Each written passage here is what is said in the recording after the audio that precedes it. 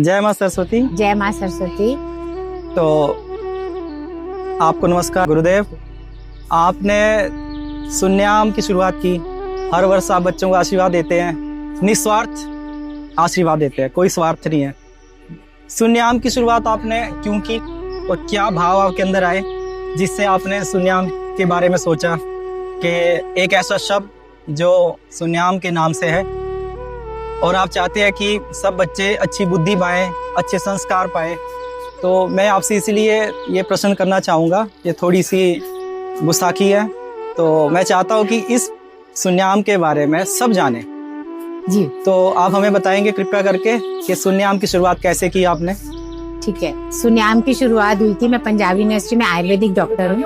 मेरे पास बहुत सारे लोग आते थे, हम 3 जने बैठे हुए थे। वो यूनिवर्सिटी में काम करते अरविंद सियाल जो कंप्यूटर में थे और योगा के रमन जी जो आजकल लोग यूनिवर्सिटी में ही हैं। तो हम तीनों ऐसे बैठे हुए थे कि कुछ करना चाहिए, हम समाज के लिए सब दवाइयाँ खाते हैं। तो हमने इसका नाम नयाम रखा था। नयाम का मतलब था कि naturopathy, Ayurveda, yoga, alternate therapy जिसमें हम रेकी सुडोक वगैरह करते थे सब, और मंत्र या मेडिटेशन। इसके थ्रू हम सोचते थे कि कुछ लोगों को पहुंचाएं। लेकिन धीरे धीरे हमने क्या किया, इसका कैंप लगाया। तो हमारे संग 10 जने जुड़ गए करते कि हम भी इसमें पार्टिसिपेट करेंगे। हम 10 जने थे, तो हमने इस पे हर टॉपिक पे, क्योंकि ये 5 हो गए, नेचुरोपैथी, आयुर्वेद, 2-2 को लेक्चर दिया। ये पहला कैंप हमने पंजाब यूनिवर्सिटी के मंदिर में लगाया आज 11 सितंबर 2008 में। और हम 10 ने 2-2 जनों ने मिलके लेक्चर दिए, ठीक है, सबके बारे में, और लोगों को वो बहुत पसंद आया। और 3 दिन का कैंप था, तब हम बहुत थक गए। फिर उसके बाद हमने सोचा कि हम हमेशा एक कैंप लगाया करेंगे। तब हम रेकी का कैंप लगाते थे, रेकी के नाम से फ्री रेकी कैंप, और जगह जगह लगाने लगे, मंदिरों में जहाँ जगह मिलती थी वहां लगा लेते थे। फिर धीरे धीरे आया कि मैंने जिन सर से, मेरे गुरु जो है NK शर्मा जी जो रेकी सिखाते हैं, गुरु माँ सविता शर्मा, तो वो विद्या शक्तिपात करते थे। तो हमें लगा जब तक बच्चे नहीं हमारे ठीक होंगे तो समाज कैसे अच्छा होगा। तो फिर हमने सोचा कि चलो हम इस विद्या शक्तिपात करेंगे। धीरे धीरे ये आया कि लोगों को इसमें किसी ने बोल दिया कि ना से क्यों शुरू किया। हमने कहा चलो हम इसमें स्पिरिचुअलिटी को भी जोड़ें, तभी ये आगे बढ़ेगा। तब बहुत धीमी गति से चल रहा था। फिर हम रेकी सिखाते थे, सब कुछ हो रहा था, लेकिन था थोड़ा, जब हमने इसमें शून्याम जोड़ा यानी स्पिरिचुअल अंडरस्टैंडिंग, तो ईश्वर की हमारे पे और अनंत कृपा हुई। और हम लोग, मैं रिटायर हो गई। रिटायर होने के बाद मैंने अपना एक स्पिरिचुअल होलिस्टिक क्लिनिक खोला, जिसमें ये नहीं है कि हम सिर्फ दवाइयाँ देंगे, इसमें था कि हमने लोगों को स्वस्थ कैसे रखना है। और मेरे पास फिर रेकी सीखने के लिए बहुत सारे जने जुड़ने शुरू हो गए धीरे धीरे धीरे धीरे। और मुझे इस बात की सबसे ज्यादा खुशी है कि मेरे जो स्टूडेंट है वो इतना आगे निकल चुके हैं, और उनको देख देख के मुझे लगता है कि मुझे भी उनसे पूछना पड़ता है कई बार, अच्छा ये कैसे किया। तो मुझे बहुत खुशी होती है कि वो सब आगे बढ़ रहे हैं। अब हमारा एक बहुत बड़ा ग्रुप, करीब 300 के करीब ग्रुप बन चुका है, जो कि इसको चलाता है जगह जगह। हम लोग कई बार कैंप, अब हमने एक और किया, फ्री कैंप लगाते हैं, मेडिकल कैंप। नो डाउट उसमें हम दवाइयाँ देते हैं, पर हमारा जो रेकी का है वो हम चाहते हैं कि हर इंसान सीखे, क्योंकि हर एक इंसान के अंदर वो शक्ति है जो छुपी हुई है। हर कोई आज के जमाने में ऋषि मुनि बन सकता है अगर वो उस शक्ति को पहचाने, जो मेरे कई स्टूडेंट्स में आ चुकी है। वो बाबा से जैसे जुड़ गए, उनसे बातें करते हैं, उनसे शिक्षा लेते हैं, बच्चे पढ़ाई में आगे निकल रहे हैं, पेरेंट्स की बात मानते हैं, घर का एटमॉस्फेयर ठीक हो रहा है। तो हमें लगा ये चीज, ये ऐसी विद्या है जो सबको आनी चाहिए, और एक डॉक्टर बन जाता है उस घर में। तो उसके बाद ये था कि विद्या शक्तिपात हम इसलिए करते हैं कि जो छोटे बच्चे हैं उनमें ये जागृति, जब एक बच्चा आगे चल के करेगा तो नेचुरल है हमारा समाज, हमारा राष्ट्र जो आजकल इतना बिगड़ रहा है वो सही रास्ते पे आएगा। तो मुझे खुशी है कि बहुत लोग जुड़े, और उनमें जो पहले 10 जने थे उनमें हमारे संग ये डॉक्टर मीनाक्षी हैं, ये भी आयुर्वेद की डॉक्टर है। इनके संग मैंने अपना क्लिनिक खोला था आयुर्वेद पे, और हम दोनों ने मिलकर आयुर्वेद चलाया। अभी अपना नेचुरोपैथी सेंटर खोल रही है जहाँ पे कि वो लोग पढ़ने के लिए आ गए। तो और थैंक यू सो मच, आपने इतना ये बहुत अच्छा ज्ञान आपने हमें दिया। आप शून्याम को कहाँ कहाँ देखना चाहते हैं कि शून्याम कहाँ तक पहुँचना चाहिए, और क्या हमें शून्याम से सीखना चाहिए, और शून्याम मन की शांति का प्रतीक बनना चाहिए? आपके मन में ऐसे क्या प्रश्न आते हैं? मेरे मन में 2 प्रश्न आते हैं। पहला कि निरोगी काया, ठीक है, जब तक हम स्वस्थ नहीं रहेंगे हम कोई भी काम अच्छा नहीं करेंगे। तो सुन्याम में जो जितनी भी चीजें हैं वो शरीर को निरोग रखने के लिए, नॉट फिजिकली, खाली फिजिकली नहीं, physically, mentally, emotionally and spiritually, उसी को हम स्वस्थ कहते हैं। जो स्वस्थ वही होता है जो हर तरह से स्वस्थ हो, ना कि कोई शरीर ठीक है हम बोलें कि जिसको बीमारी नहीं है वो स्वस्थ नहीं है। आजकल जैसे स्ट्रेस, एंजाइटी ये सब है, तो ये सारी चीजें भी हम दूर करना चाहते हैं। तो जब हम फिजिकली ठीक होंगे, हम स्वस्थ होंगे तो हम बहुत कुछ कर सकते हैं। तो पहला मोटो हमारा स्वस्थ रहना, फिर मेंटली कि हमारी सोच अच्छी हो, हम अच्छा करें।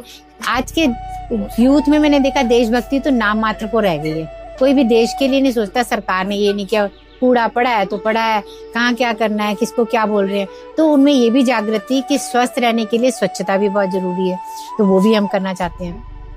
फिर उसके बाद आता है कि हम स्पिरिचुअली कैसे इनको जोड़े।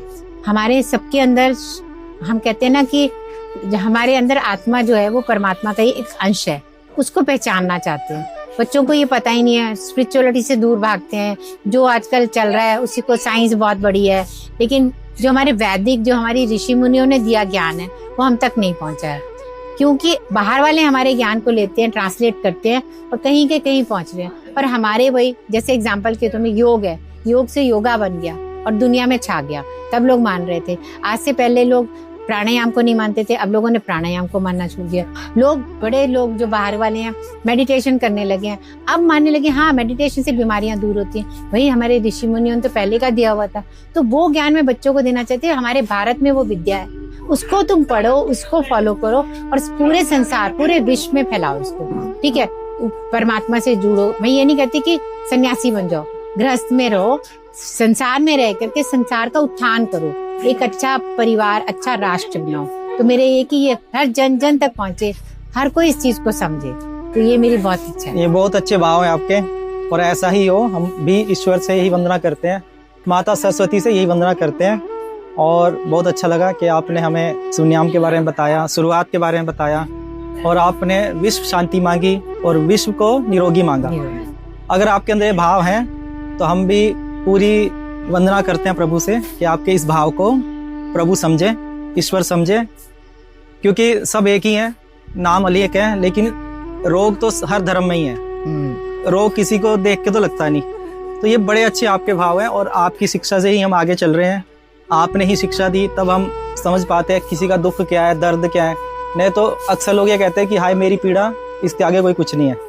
पर आपके संस्कार ने और आपके ज्ञान ने और आपकी शिक्षा ने हम सबको ये भाव डाल दिए हैं, तो इसलिए हम सबको इसी नज़र से देखते हैं कि जैसा दर्द इससे है वैसा मुझे है। तो ये सुन्याम की ही देन है कि हम ये कार्य कर रहे हैं, तो इसलिए आपका बहुत बहुत धन्यवाद। और एक कुछ अपने मन से आप कुछ कहना चाहेंगे तो आप कह सकते हैं। चीज मैं और कहना चाहूंगी, वो ये कि आजकल जन जन तक रेखी पहुंची हुई है, लोगों को लालच बहुत आ गया है। इसी विद्या को उन्होंने लालच में ले लिया है। कोई ऑनलाइन सिखा रहा है, कोई ऑफलाइन सिखा रहा है, हजारों लाखों पैसे ले रहे हैं, लूट रहे हैं लोगों को। हमारा ये पर्पस नहीं था, हमने रेखी जन जन तक ये फैलाना था कि लोग सुखी रहें, खुद भी सुखी रहें, दूसरे को भी। तो जो ठीक है, रेखी में एक नियम है कि हम फ्री में नहीं करते, माना, लेकिन लालच और जो अहंकार आ जाता, मैंने ठीक किया, वो कई लोग आके कहते हैं जी जो रेखी करते हैं वो बीमार पड़ जाते हैं। तो मैं उनको बोलती हूँ आपने या तो सही ज्ञान नहीं मिला, आप अपने आप को प्रोटेक्शन में नहीं रखते, आप उसके संग अटैच हो। डिटैच होना बहुत जरूरी है। हम जो कहते हैं ना कि सन्यासी बनो, सन्यास घर में रह के भी कर सकते हैं। आप अपने सबसे पहले अपने बच्चों के संग डिटैच हो। डिटैच होके जो काम करोगे ना तो आपको मोह नहीं रहेगा। बिना मोह के आप करोगे, निस्वार्थ सेवा करोगे तो ईश्वर भी आपकी करेगा। तो ये लालचवश मत करें, जिसमें लालच और अहंकार आ गया वो गया। तो आप जो लालच करते हैं उनके लिए क्या कहेंगे? सद्बुद्धि क्योंकि आपके बहुत अनुभव रहे होंगे, कुछ लोग ऐसे आए होंगे आपके पास। हाँ, कुछ लोग नहीं, अब तो मैं मतलब YouTube और उसमें देखती हूँ लाख लाख रुपया ले रहे हैं। तो मुझे लगता है कि एक बंदा दुखी है। एक का मैंने अपने एग्जांपल बताती हूँ, एक बच्चा था गुम हो गया, वो माँ कह रही है मेरे बच्चा ढूंढना है मुझे, है ना, और वो कहते जी पहले इतने पैसे रखो तब करेंगे। एक का बच्चा ICU में पड़ा है, उसके बाद पैसे नहीं है देने के लिए, पर वो कहते हैं पहले यहाँ पैसे रखने का मतलब आपने एक्सचेंज ऑफ एनर्जी करना है। आप उससे कोई काम करा सकते हो, आप उसे 10 रुपए लेके भी कर सकते हो, ये भी एक्सचेंज ऑफ एनर्जी है। गाय को बोलो घास खिला दो, वो भी एक्सचेंज ऑफ एनर्जी। मतलब उसका गलत अर्थ ये लो कि हमें जितने दो फिर तब करेंगे, वो फिर ईश्वर भी नहीं मेरे को लगता सुनता होगा। तो यहाँ ऊर्जा की बात कर रहे हैं हम ना, एनर्जी की बात हो रही है। मुझे ये आपसे जानना है कि लोगों के अंदर एक भ्रम आ जाता है, और आप गुरु हैं तो इसलिए आप उस भ्रम को तोड़ें कि अगर मुझे थोड़ा ज्ञान आ गया तो मैं गुरु बन गया। क्या ये भाव सच है? नहीं, क्योंकि गुरु आप तब, मैं तो सबको ही बोलती हूँ गुरु नहीं, गुरु बहुत बड़ी बहुत ऊंची चीज है। हमें सिर्फ हम एक पाइपलाइन है, वो हमें अगर दे रहा है ज्ञान तो हम उसके द्वारा हाथों से भेज रहे हैं, तो हम कुछ नहीं कर रहे। मैं हर एक को बोलती हूँ रेकी करने का मतलब ये मत समझो कि तुमने ठीक किया, वो तो तुम्हारे को जो तुम्हें मिल रहा है वो वहां से आया और गया।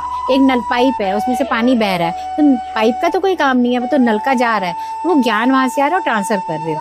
तो वो अहंकार आ गया तो आप समझो ब्लॉकेज लग गई, और वो ब्लॉकेज आपको फिर कहीं का नहीं छोड़ेगी। अहंकार तो बड़े बड़ों को ले डूबा, तो हम तो छोटे से ही है। तो ये बहुत अच्छा आपने हमें ज्ञान दिया, और जितने भी लोग जो पीड़ित हैं, मानसिक पीड़ित हैं, शारीरिक पीड़ित हैं, भावनाओं से पीड़ित हैं, उन तक ये मैसेज पहुँचे। और आप ध्यान को लेके कोई शिक्षा दे दीजिए, ज़रूरी है कि ध्यान क्यों करना चाहिए और क्या ध्यान क्या देता है। बस मैं एक तो ये भी चाहूंगी कि रेकी सीखें।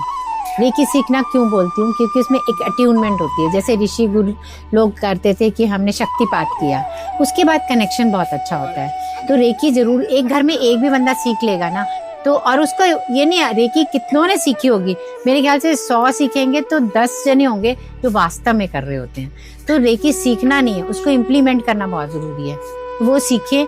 और जो आप ऊर्जा की बात कर रहे हो, हर एक के अंदर ऊर्जा है। जैसे आज हमने बच्चों को उंगली बड़ी करके दिखाया तो लोग कहते हैं ये कैसे होगी, तो हमारे अंदर है ना वो शक्ति, लेकिन हम उस शक्ति को पहचानते नहीं है। उस शक्ति को पहचानने के लिए सही गुरु, गुरु का मतलब है टीचर, गुरु जो भी आपको शिक्षा दे रहा है रेकी का, वो सही होना चाहिए कि वो वास्तव में आपको उसका एहसास कराए कि आपके अंदर वो शक्तियां है।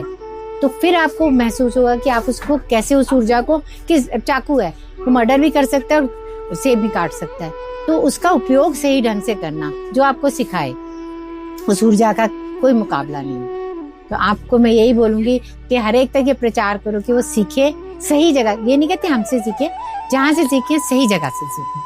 आपका बहुत बहुत धन्यवाद, आपने बहुमूल्य ज्ञान हमें दिया और ये ज्ञान सब तक पहुँचे। और हम भी यही कहते हैं कि हाँ, आप लोग अच्छे पथ पे चलें और गुरु रत्न को समझें, दिखावे मत जाएं, क्योंकि हम ये अच्छी तरह जानते हैं दिखावे में गुरु नहीं होता। और आपका बहुत बहुत धन्यवाद, बहुत बहुत धन्यवाद। जय माँ सरस्वती। जय माँ सरस्वती। मैं यही चाहूंगी, सबको प्रणाम मेरा, माँ सरस्वती सब पे आप पे कृपा करे। ओम नमो भगवते वासुदेवाय बोलो, ओम नमो माँ सरस्वती बोलो, ओम नमो नमाय बोलो, कुछ भी बोलो, पर ओम से शुरू करके, जिसका भी आप माँ लक्ष्मी का ध्यान करते हो, गणपति जी का ध्यान करते हो, पर उस परमात्मा से जरूर जुड़ो। सब में एक है। ये जो सब नाम दिए हुए हैं, ये हमें उस रास्ते तक पहुंचाने के मार्ग हैं, पहुंचना हमने निराकार भगवान तक किया। तो थैंक यू सो मच। धन्यवाद।